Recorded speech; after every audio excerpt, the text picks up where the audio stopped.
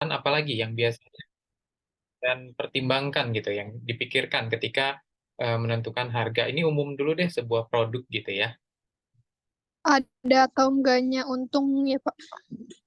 Ada atau enggaknya untung? Adanya untung, Boleh. keuntungan.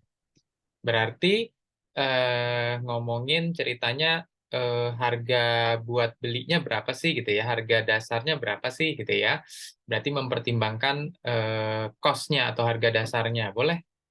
Ya, tadi ngomongin harga pasaran, terus belinya berapa nih, harga eh, dasar kita berapa nih, gitu ya, supaya nanti kita bisa dapat margin sekian, boleh. Ada lagi mungkin yang kepikiran,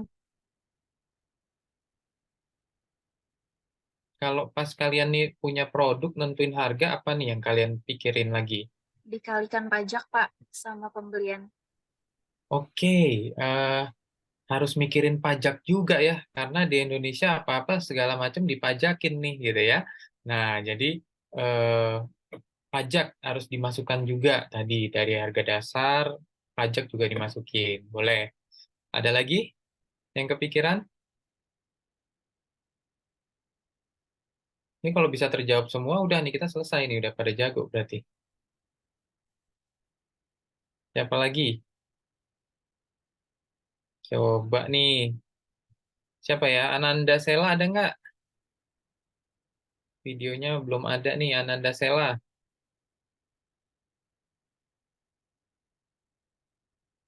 Halo, Ananda Sela ada nggak?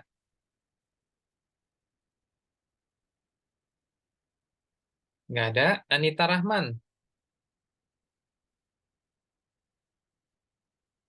Anita Rahman belum hadir juga nih rasanya nih. Ayo dia. Halo, ayo dia.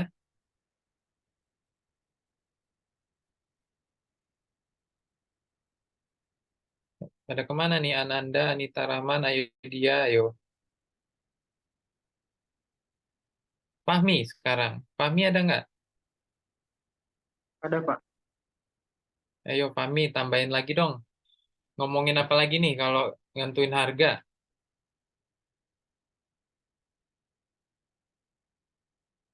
Ada kepikiran lagi nggak? Kalau bikin harga, mikirin apa lagi? HET-nya ya, Pak. HET, boleh tuh. Bagus juga tuh. Mau nggak mau kita mikirin HET juga ya, karena itu topnya gitu ya, patokannya, atasnya kan gitu ya. Jadi nggak boleh lewat dari situ. Oke. Ya, jadi sebagian besar sudah terjawab ya kalau bikin harga itu gimana kira-kira begitu. Nah, ini kita perdalam sedikit ya untuk teorinya. Tapi yang tadi apa kalian sebutkan itu semuanya benar gitu. Jadi harga itu gampang-gampang susah ya untuk menentukan karena gampangnya kalau di pemasaran ya atau di bisnis harga itu kalau ketinggian artinya permintaannya nggak ada gitu ya karena harganya ketinggian kan begitu. Kalau harganya kerendahan marginnya nggak ada kan begitu. Nah, kalau marginnya nggak ada maka itu produk nggak bisa gerak. Gampangnya seperti itu. Kenapa nggak bisa gerak? Ya karena nggak punya margin atau nggak punya lebihan biaya gitu ya, lebihan uang untuk dia bisa bergerak. Bergerak di sini artinya melakukan promosi, eh, menawarkan diskon dan sebagainya gitu ya, nggak bisa tuh gitu ya karena nggak ada margin. Tapi kalau ketinggian nggak ada yang beli atau permintaannya nggak ada, makanya harga harus ditempatkan di tempat yang tepat gitu ya, gampangnya seperti itu. Nah, coba kita lihat definisi ya. Apa itu harga? Nilai barang yang ditentukan atau dirupakan dengan uang, jumlah uang, atau alat tukar lain yang senilai yang harus dibayarkan untuk produk atau jasa pada waktu tertentu dan di pasar tertentu. Oke. Bagaimana perusahaan menetapkan harga? Yang pertama adalah harga rujukan tadi ya. Kalau kita misalkan perusahaan farmasi eh, untuk menetapkan harga tentunya misalkan baru masuk ke dalam pasar menentukannya harga rujukan dulu yang sudah ada di pasar tadi tuh para pesaingnya berapa gitu kan ya. Biasanya kalau perusahaan-perusahaan mitu ya perusahaan lokal yang produk-produknya mitu, maka harga rujukan tertingginya itu adalah eh, harga original, kira-kira begitu. Ini ngomongin perusahaan ya. Jadi kalau produk kan kita nggak ngomongin HET ya. Jadi HET itu ditetapkan setelah menetapkan harga. Paham ya maksudnya ya? Ini bukan ngomongin apotek dulu nih. Gitu. Ini ngomongin produk dulu. Kalau kita produk, misalkan kita bikin obat, mau kita taruh harganya berapa juta juga nggak masalah, gitu kan? Nah, nanti di pasaran dari berapa juta itu ditentukanlah HET, kira-kira begitu. Gitu. Nah, tapi kalau di perusahaan, harga rujukannya itu adalah harga originalnya, gitu ya. Obat original dia yang paling top of the top-nya, biasanya seperti itu. Jadi misalkan saya mau ngeluarin amlodipin nih, saya mitu nih produk mitu, maka rujukan saya biasanya amlodipin Norvas sebagai original gitu. Saya nggak akan lebih menaruh harga lebih tinggi daripada Norvas karena dalam apa farmasi maka bisa jadi itu bunuh diri karena di atas original, kira-kira begitu. Nah, saya akan menaruh harga atau mencari harga rujukan dari perusahaan-perusahaan farmasi tentunya yang selevel. Nah, di perusahaan farmasi ini juga ada level-levelnya nih. Maksudnya eh, perusahaan Kalbe gitu ya, dia nggak akan mencari rujukan ke perusahaan yang kecil. Misalkan Molek Ayus gitu ya, atau Sunti Farma gitu ya. Kalau kalian kenal tuh, saking eh, apa kadang kurang terkenal juga gitu. Kalbe dia akan mencari rujukan ke Dexa, Sanbe, Soho, daerah-daerah situ, Paros gitu. Nah, terus yang kedua adalah kesimpulan harga dengan mutu. Nah, di sini eh, apa kita bicara kualitas barang atau keunikan barang seperti itu. Kalau kalian punya produk, produknya unik, ya silahkan kasih harga tinggi karena produknya unik, gitu ya. Tapi kalau produknya sama-sama aja, ya maka jangan kasih harga lebih tinggi dari original, gitu. Misalkan contoh ya, eh, kalian misalkan obat diabetes ya metformin, eh, originalnya glukopak, gitu ya. Tapi kalian punya teknologi membuat eh, sediaan metformin SR gitu ya, sustained release. Originalnya glukopak belum punya gitu kan, tapi kalian bisa membuat sediaan sustained release. Nah, di sini ada keunikan sendiri, maka boleh tuh lebih tinggi harganya daripada original misalkan seperti itu karena punya mutu atau keunikan gitu ya. Lalu yang berikutnya petunjuk harga ya, petunjuk harga ini hampir sama dengan harga pasaran seperti itu ya. Nah, eh, lalu langkah menetapkan harga. Nah, sebenarnya langkah ini itu kalau di pemasaran ya, pemasaran farmasi, kuliah pemasaran farmasi ini satu bagian sendiri. Nah, nanti ini kalau di perapotikan saya lihat hanya satu slide ini, makanya saya tambahin lagi nih di belakangnya, gitu ya, supaya memperjelas. Jadi, langkah yang pertama adalah memilih tujuan penetapan harga. Langkah yang kedua menentukan permintaan, yang ketiga memperkirakan biaya, yang keempat menganalisa biaya, lima memilih metode penetapan harga dan memilih harga akhir, gitu ya. Nah, yang pertama adalah memilih tujuan penetapan harga. Jadi kalau di farmasi maka tujuan menetapkan harga itu dia cukup panjang untuk menetapkan harga, gitu ya. Jadi mesti rapat berkali-kali sampai keluar harga resmi dari perusahaan tersebut. Kira-kira begitu. Ini saya sekilas saja supaya kalian lebih ada gambaran gitu ya. Nanti bisa didalamin sendiri. Atau saya nggak tahu, kalau S1 itu ada pemasaran farmasi nggak sih kuliahnya?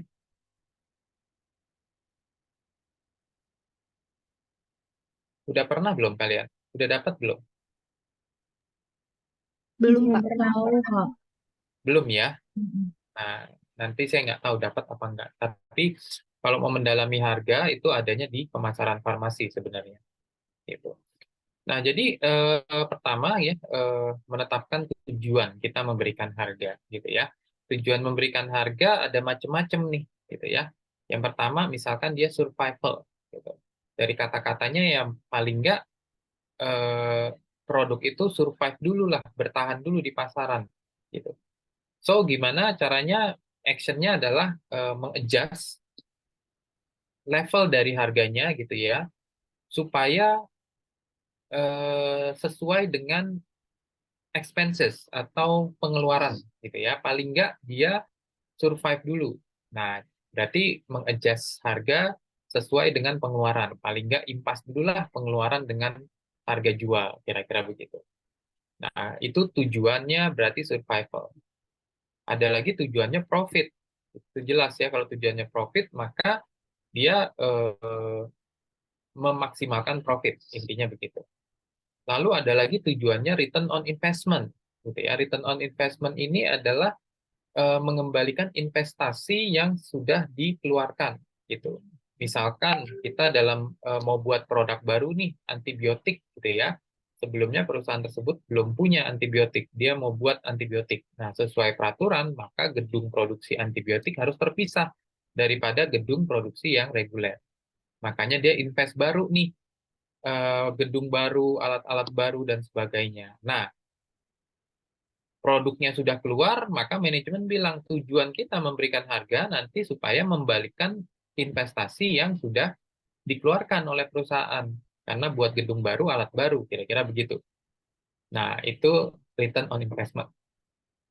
Lalu ada lagi market share, ya. Market share ini adalah mengambil apa ya? Mengambil share atau bagian dari keseluruhan pasar, misalnya seperti itu. Lalu cash flow. Nah, cash flow ini artinya supaya terjual dengan cepat. Ada lagi status quo. Status quo ini adalah menetapkan harga gitu ya, tujuannya supaya permintaannya stabil gitu ya, supaya penjualannya stabil. Jadi nggak naik, nggak turun gitu. Nah, itu status quo. Lalu ada lagi product quality. Nah, kalau tujuannya product quality, maka dimasukkan unsur untuk R&D dari produk tersebut. Biasanya ini untuk produk-produk yang perkembangannya cepat gitu ya, kayak teknologi-teknologi lah, HP gitu ya, komputer. Nah, dia tujuannya memasukkan harga itu adalah salah satunya untuk produk quality gitu ya, dimasukkan tuh ongkos ongkos R&D-nya supaya dia bisa tetap terus up to date. Kira-kira begitu ya, nanti diperdalam lagi. Lalu yang berikutnya setelah menetapkan tujuan gitu ya, kita juga menetapkan target market kita seperti apa gitu. Target market kita seperti apa. Jadi tergantung tipe produknya gitu ya. Ini produk seperti apa gitu ya. Artinya produk apa unik gitu ya, atau produk yang mudah disubstitusi gitu ya. Maksudnya begini, eh, produk yang mudah disubstitusi itu contohnya adalah misalkan air mineral gitu ya. Kalian datang ke warung mau beli aqua, ketika kalian dikasih selain aqua, terima-terima aja nggak? Biasanya terima-terima aja ya. Nah, itu adalah produk yang mudah disubstitusi gitu. Sehingga apa? Yaitu tipe produknya seperti itu. Sehingga nanti akan mempertimbangkan harganya seperti apa gitu. Nah, kalau obat. Nah, saya tanya, kalau obat itu produk yang mudah disubstitusi atau enggak? Ayo, Gampang susah, Pak. Enggak, Pak. susah ya. Nah, untungnya dibuat susah gitu ya obat itu.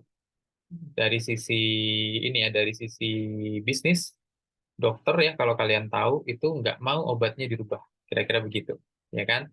Bahkan seperti di setting atau di brainwash gitu ya, obat itu nggak boleh diganti, gitu ya. Ditulis tuh gede-gede tanpa pengetahuan dokter nggak boleh diganti, gitu kan? Kadang-kadang juga eh, pasiennya kalau datang mau obat merek A, kalau nggak ada kita tawarkan pengganti agak susah tuh, gitu ya. Kecuali eh, mereka percaya sama kita, gitu ya, temen atau apa gitu. Ini aja sama kok, cuma mereknya aja beda gitu, dia mau gitu. Padahal boleh nggak diganti, boleh gitu ya. Nah, kira-kira begitulah ya. Terus tipe target market. Nah, kalian ini marketnya menengah ke atas atau menengah ke bawah gitu kan ya. Menengah ke atas artinya harga nggak jadi masalah, yang penting barang itu diperlukan untuk mereka. Nah, itu ya. Juga purchase situation gitu ya, situasi pembelian. Nah, ini juga akan berpengaruh. Ini contohnya adalah misalkan popcorn ya. Popcorn di bioskop itu harganya berkali-kali lipat dibandingkan kita belinya di Indomaret gitu ya. Di Indomaret ada popcorn juga gitu ya, harganya murah gitu. Tapi kenapa kalau kita di bioskop harganya mahal? Ya ini namanya purchase situation gitu. Ya karena dia di bioskop gitu kan ya. Atau misalkan di tempat-tempat wisata harganya jadi naik gitu. Nah, itu juga dipertimbangkan untuk harga. Lalu evaluasi competitor price ini juga kita pertimbangkan gitu ya.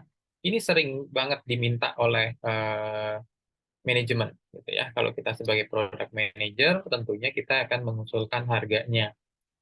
Eh, Berapa sih harga kompetitornya memang sih. Nah, jadi kita buat perbandingannya.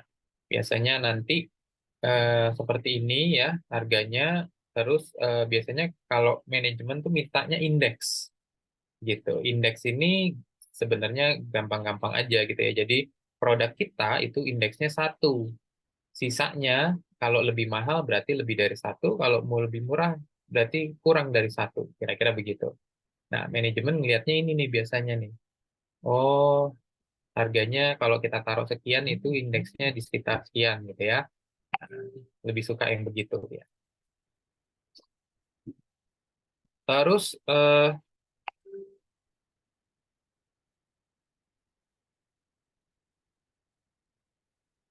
sebentar ya.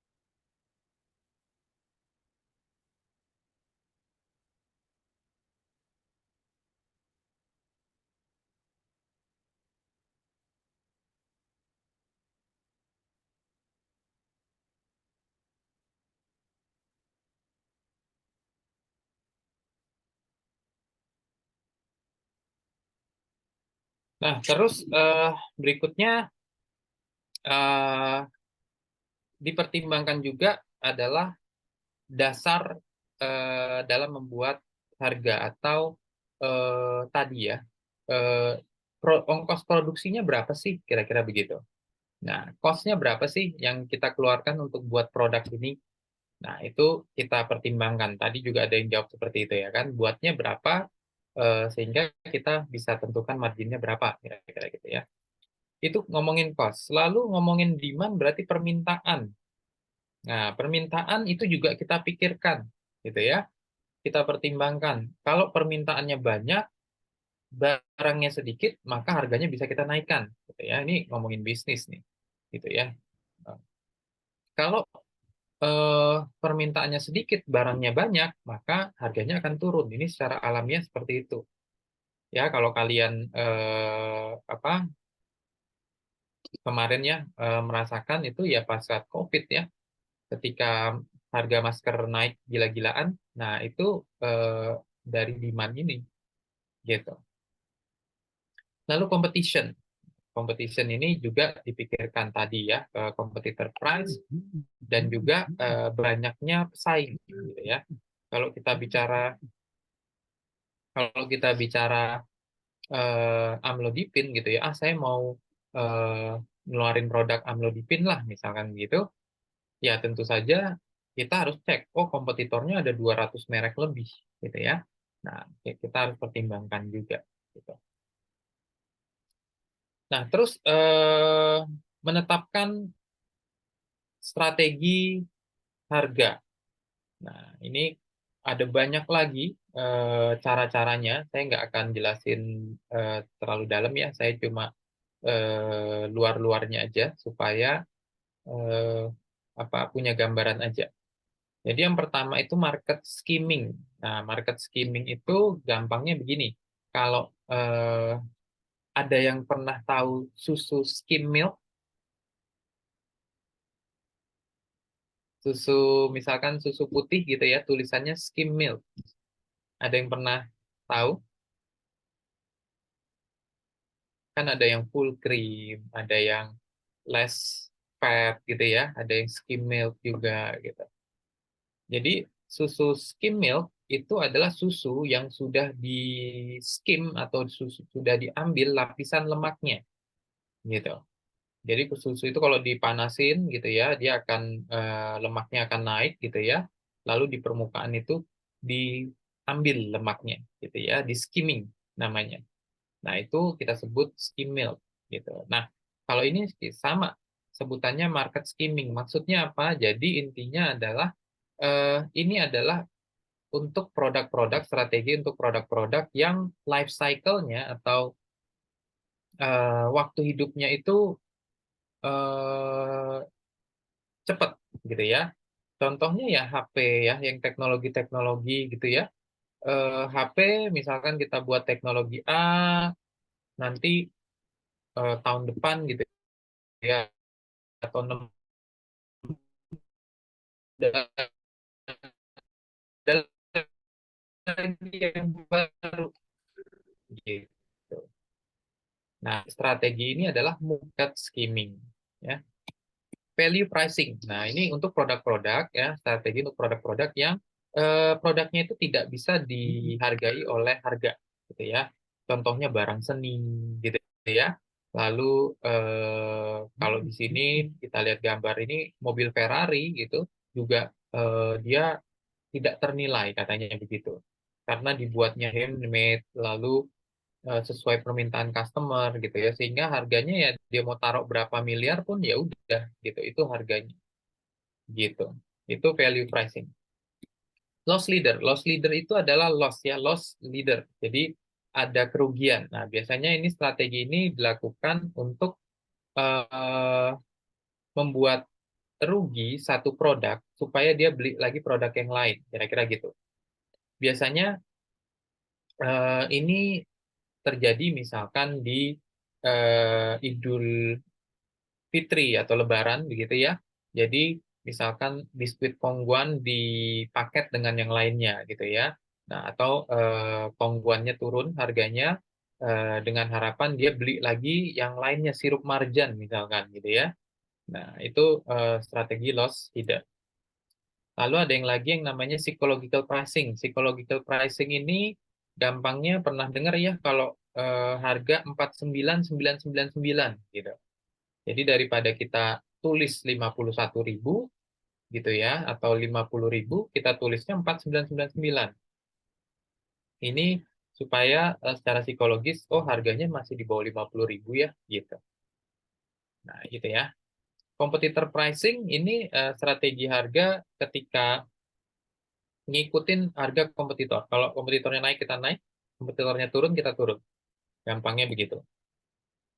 Yang berikutnya ada yang namanya strategi destroyer atau predatory pricing.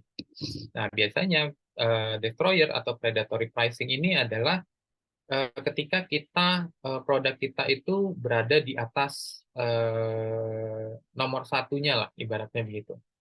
Nah, biasanya produk-produk yang nomor satu ketika melihat banyak sekali kompetitor masuk gitu ya, yang kecil-kecil nih mulai buat produk yang sama gitu ya, biasanya nanti produk yang nomor satu ini menurunkan harga, sehingga nanti yang kecil-kecil itu nggak kuat gitu ya, karena harganya misalkan sama dengan yang besar, orang pasti pilih yang nomor satu gitu.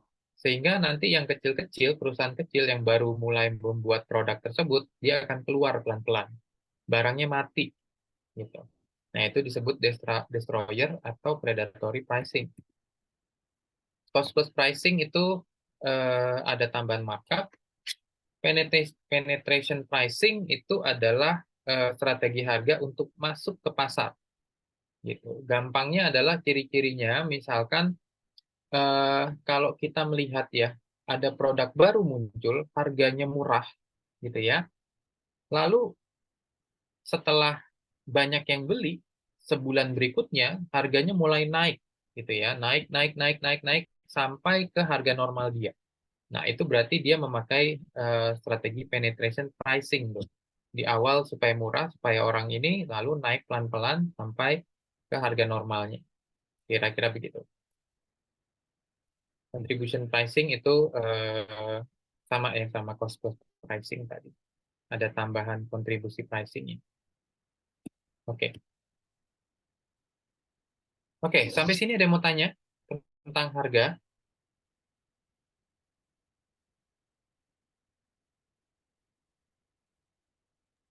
Belum, Pak. Bisa diikuti? Bisa ya? Iya, Pak. Masih. Oke. Ya, jadi tadi ya pertimbangan-pertimbangan, lalu ada strategi-strategi ya. Lalu ini strategi penyesuaian harga,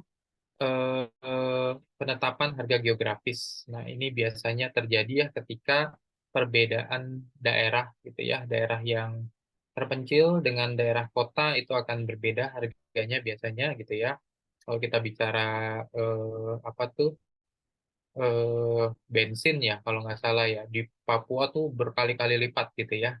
Tapi nggak tahu, katanya sekarang udah setara. Tapi intinya perbedaan daerah lah gitu ya. Lalu penyesuaian harga bisa juga dengan diskon atau potongan harga. Ini yang paling sering ya dilakukan, orang nyari-nyari momen gitu ya, 11-11 lah gitu ya, 12-12, atau payday sale, atau apalah gitu ya, Black Friday, dan lain-lain. Lalu harga promosi boleh ya, lalu harga diskriminasi ini tadi ya, ketika ada satu produk diturunkan ya, supaya menghidupi produk yang lain. Gitu.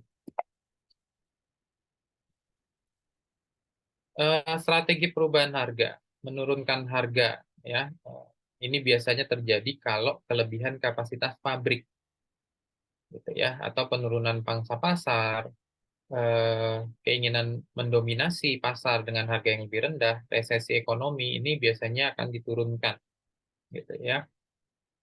Menaikkan harga itu ketika ada inflasi dan permintaan meningkat.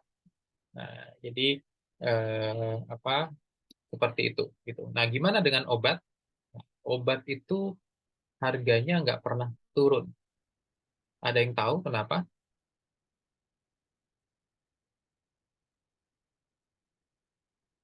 Sehingga kalau kita bicara investor gitu ya, eh, obat itu atau farmasi itu menjadi lahan yang menjadi pilihan ketika kita punya uang gitu ya. Ketika kita punya uang, kita mau investasi nih. Investasi kemana ya? Ke kesehatan gitu ya. Banyak dipilih seperti itu. Ada yang tahu kenapa? TV-nya. Ada yang tahu kenapa? Harga tuh selalu Soalnya karena dibutuhkan ya, Pak. Kalau obat itu kan termasuk yang kalau orang sakit, ya mau nggak mau pasti dibeli gitu, Pak. iya, itu salah satunya. Tetapi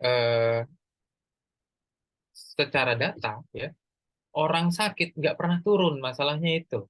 Gitu. Makin tahun makin banyak orang sakit gitu. Jadi obat nih nggak ada matinya kata orang gitu. Ya, kalau kita bicara diabetes pernah turun nggak? Enggak, naik terus gitu ya. Bahkan sekarang anak-anak udah diabetes nih gitu ya, udah makin turun nih, hipertensi, dan lain-lain itu semua makin banyak penyakitnya gitu. Bahkan yang ada timbul penyakit baru gitu ya, kayak COVID gitu kan. Sekarang cacar monyet gitu kan, yang baru-baru gitu kan. Nah, makanya eh, ya begitu gitu ya, nggak pernah turun untungnya di obat gitu. Oke, strategi menghadapi perubahan harga pesaing. Nah, ini paling sering terjadi begitu ya. Jadi antar apotik gitu ya, kalau kita bicara eh, bisnis ya, antar apotik murah-murahan gitu. Nah, ini sering terjadi gitu ya, apalagi kalau kita bicara apotiknya banyak yang berdekatan gitu. Misalkan eh, kita bicara pasar untuk apotik gitu ya, misalkan pasar Pramuka atau di Mangga Besar ya, yang sebelah-sebelahan tuh apotik gitu ya. Nah, ini sering murah-murahan gitu ya, tetapi kalau kita belajar bisnis atau pemasaran, sebenarnya masih banyak faktor lain di luar harga yang bisa menarik pembeli. Intinya begitu. Jadi kalau kita punya ilmunya gitu ya, biasanya kita nggak ikutan murah-murahan. Nah, kira-kira gitu. Jadi mempertahankan harga ya, menaikkan persepsi mutu produk gitu. Biasanya apa yang terjadi adalah seperti itu gitu ya. Kalau kita mempertahankan harga, ya berarti harus ada sisi lain yang harus dinaikkan. Misalkan mutu produk ya, atau pelayanan, kemudahan membeli barang gitu ya, servis-servis lainnya. Nah, gitu ya. Lalu atau menurunkan harga juga gitu kan. Menaikkan harga dan meningkatkan mutu membuat lini penyerang berharga murah. Kira-kira seperti itu. Nah, berikutnya adalah HET gitu.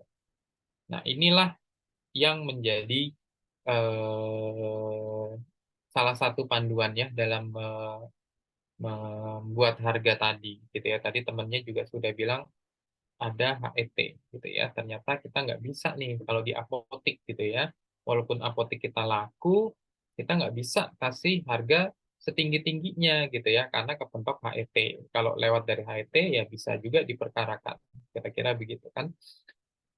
Nah, kenapa sih di obat-obatan muncul HET gitu ya? Kok di makanan nggak ada tuh ngomongin HET kan gitu ya?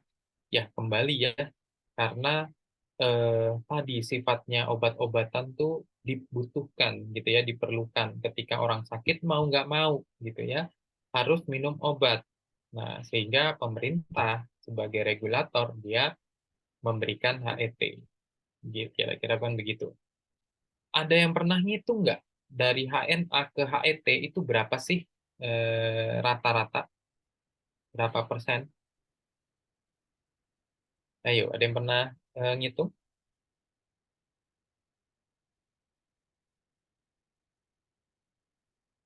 Atau tebak-tebakan deh, kira-kira berapa? Dari HNA ke HET, margin atau persennya itu berapa? 100% nggak sih, Kak? Kak, Berapa? ada yang 100 nggak sih, Pak? Wah, 100 kebanyakan nih. Langsung banyak yang kaya nih kalau 100. Yang lain, Kurang lebih 25, Pak. 25. Iya. Oke, segitu ya. 25-30% ternyata dibatasin pemerintah tuh seperti itu. Gitu. Jadi kita sudah bisa membayangkan gitu ya. Oh, berarti margin kita mentok di 30% gitu. Jadi kalau kita jualan makanan margin kita 100% dari harga ongkos belinya gitu ya, atau harga operasionalnya, itu eh, masih lebih banyak makanan sebenarnya daripada obat gitu. Nah, makanya kadang-kadang banyak juga yang apa nerobos sedikit nih HET gitu ya, karena mungkin biaya operasionalnya nggak ketutup misalkan seperti itu. Atau kadang-kadang pemerintah kejam juga kalau kita bicara dulu COVID gitu ya, apa tuh yang oseltamivirnya, mereknya apa kemarin? Ada yang ingat nggak? Avigan, Avigan. Nah, Avigan itu HET-nya itu sebentar ya.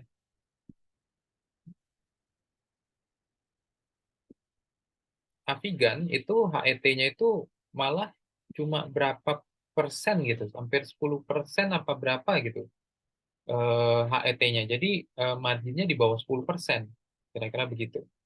Saking dibutuhkannya gitu ya, itu regulasi. Oke, nanti ini dibaca aja ya.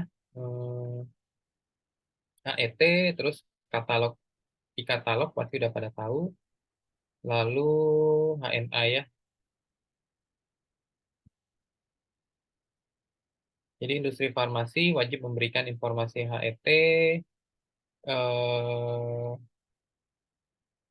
terus apa lagi yang perlu ya?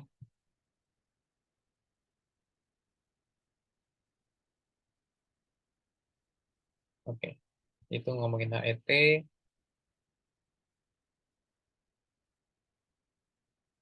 Nah ini ya, 28% malah kurang lebih.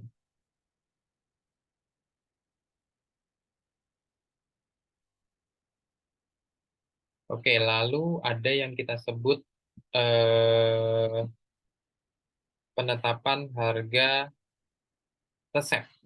Ya, kalau resep itu lebih sedikit bebas gitu ya. Kenapa ya? Karena apa sih? Apalagi racikan ya. Kalau racikan biasanya pasiennya kan nggak tahu ya itu isinya apa gitu kan, sehingga tidak kepentok HET. Jadi kalau resep ya HJA, HNA plus PPN itu udah pasti ya. Lalu dikalikan indeks, indeks ini margin, marginnya mau berapa ya. Obat-obatan resep biasanya 25%, tapi terserah sih sebenarnya gitu ya. Lalu dikalikan jumlah obatnya, dikalikan dikalikan S. Ada yang namanya embalase dan puslah. Sudah familiar dengan embalase dan puslah? Ada yang tahu embalase itu apa?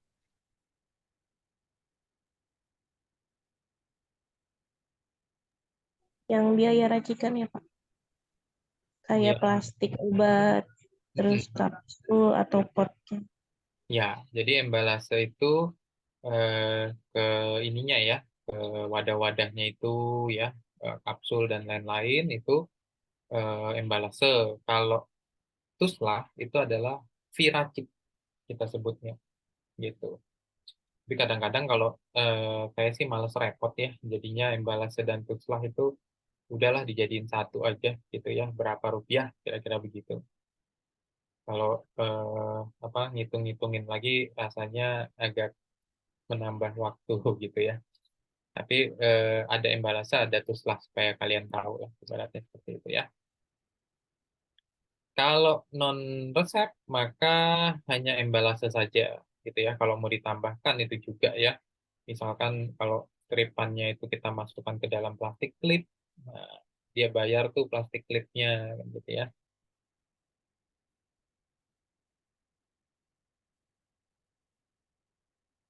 Nah, pertanyaannya gitu ya, kalau kalian lagi praktikum ya atau apa ya, biasanya disuruhnya begini nih. Kalau obat keras itu di indeksnya 1,25, kalau obat OTC 1,1 gitu ya. Betul nggak? Waktu praktikum atau berbeda?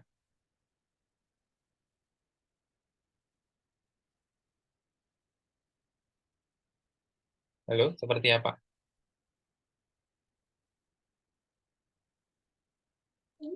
Belum, Pak. Kan kita belum praktek, Pak. Untuk Oh, untuk apa ngitung-ngitung resep itu belum belum ada.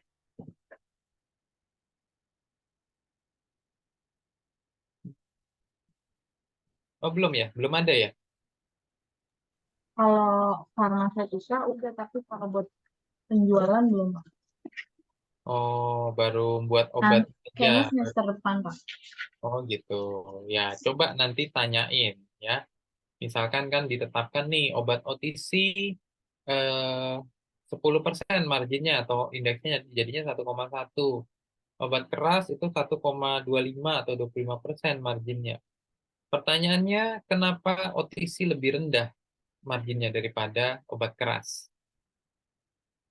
Ada yang bisa jawab nggak? Mungkin penjualannya lebih banyak ya, Pak.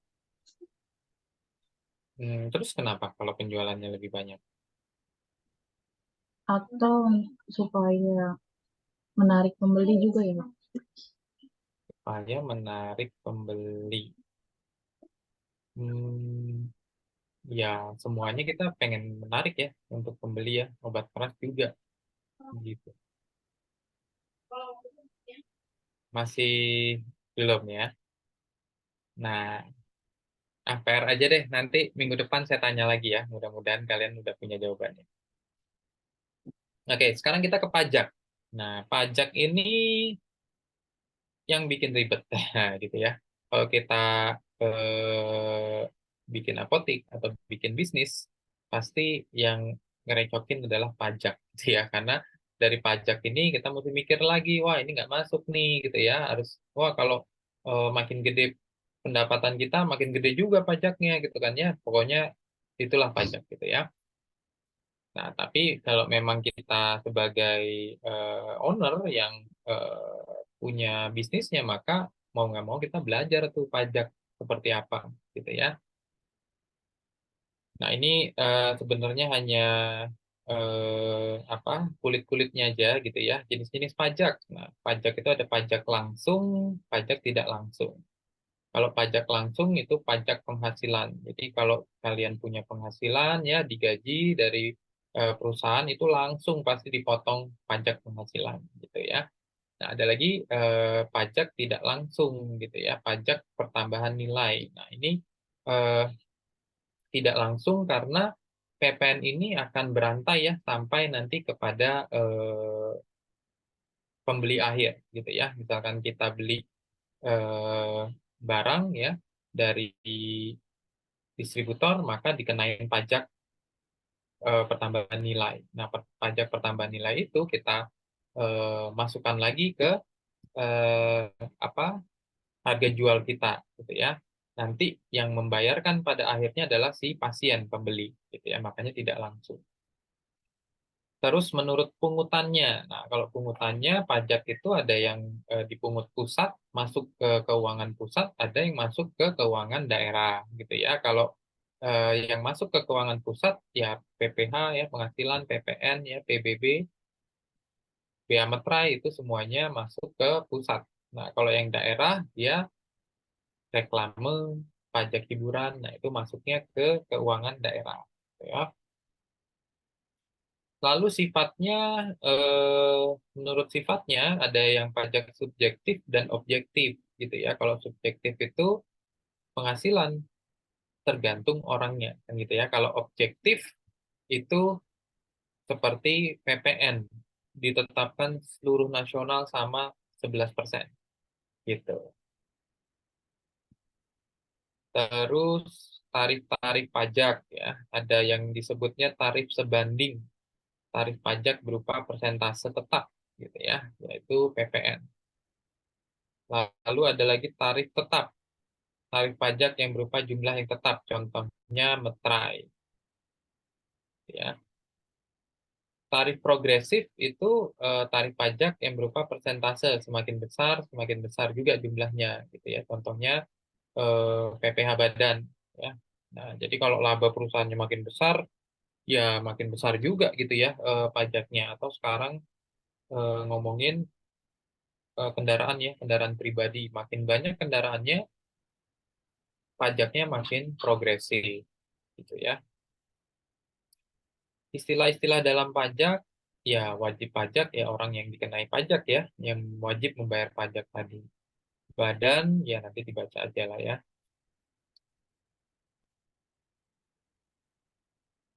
Terus ini saya ketutupan nih. Oke. Pengusaha. Itu orang pribadi dan seterusnya, nanti dibaca aja ya. Pengusaha kena pajak, pengusaha yang melakukan penyerahan barang kena pajak. Ada NPWP gitu ya, ini juga pasti akan dimintakan ketika kita membuat apotek, jadi harus ada tuh NPWP ya.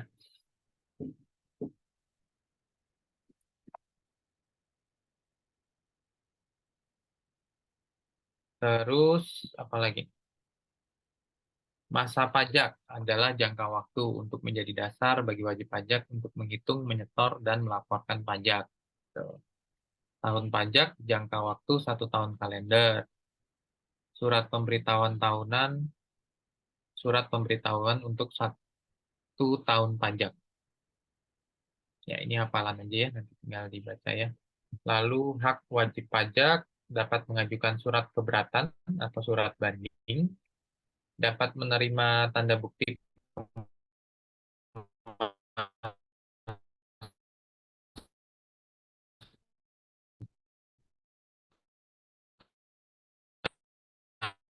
SPT,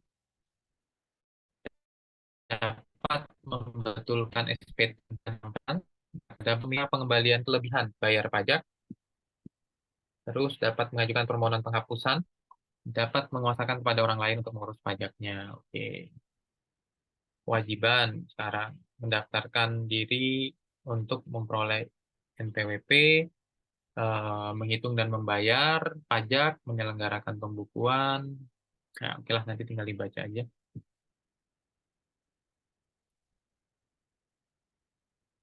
eh ya, harus punya NPWP, lalu pengusaha kena pajak, gitu ya. Kalau kalian punya usaha, maka kalau perorangan, maka dia PKP, gitu ya. Pengusaha kena pajak. Tapi kalau sudah berupa badan, PT, CV, nah itu berarti pajaknya dari PT-nya itu, gitu.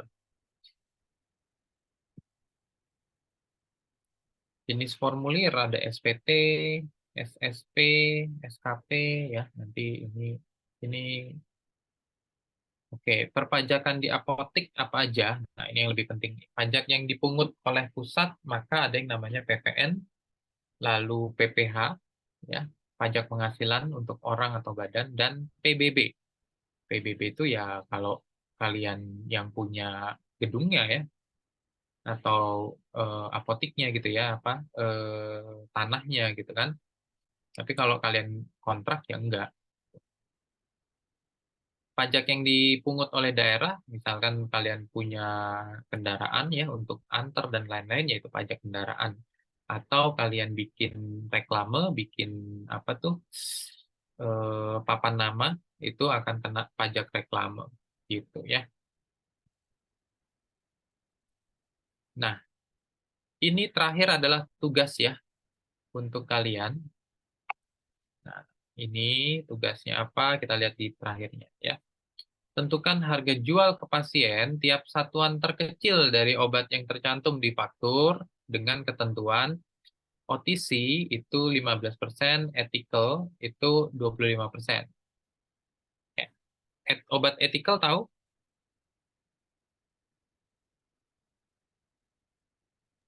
Obat Obat resep. Ya, Pak. Obat keras. ya, ya obat keras ya. Nah, nanti tugas kalian adalah ini ya, tinggal dilihat aja gitu ya. Memberikan harga jual Imbos tablet itu berapa sih per tabletnya? Gitu. Satuan terkecil ya. Di sini kan satuannya box.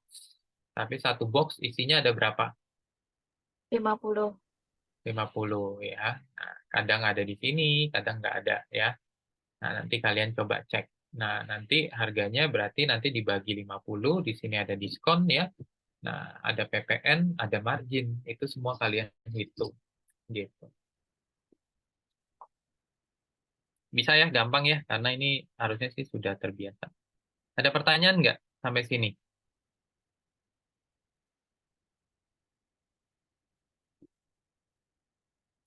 Nggak ada. Sambil saya buka absensi ya.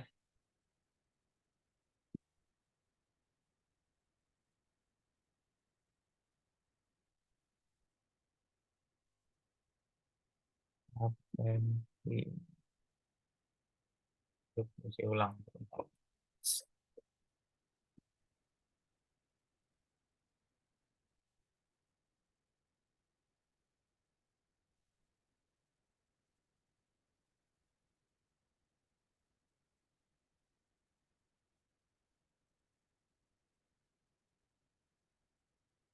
Ada 26. Di sini 28. Berarti masuk semua. Apakah betul masuk semua? Ada yang nggak masuk? Coba dilihat teman-temannya.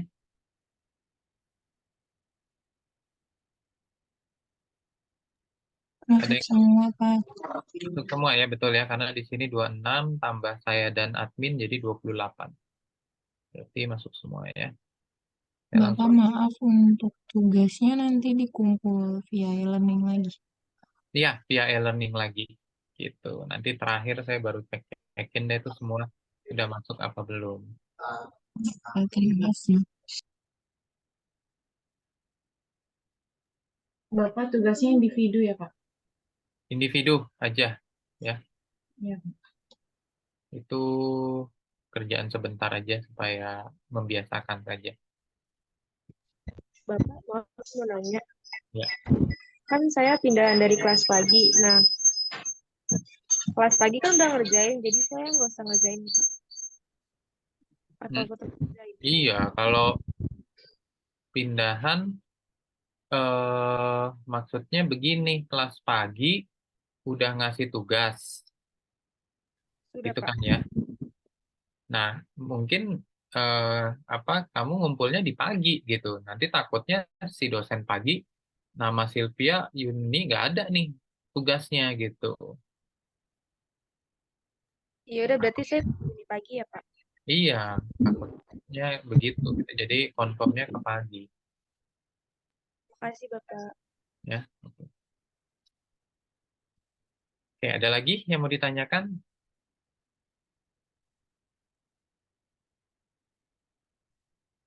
Udah, nggak ada ya. Kalau gitu bisa saya akhiri ya. Semuanya terima kasih. Selamat sore ya semuanya ya. Sore, sama-sama.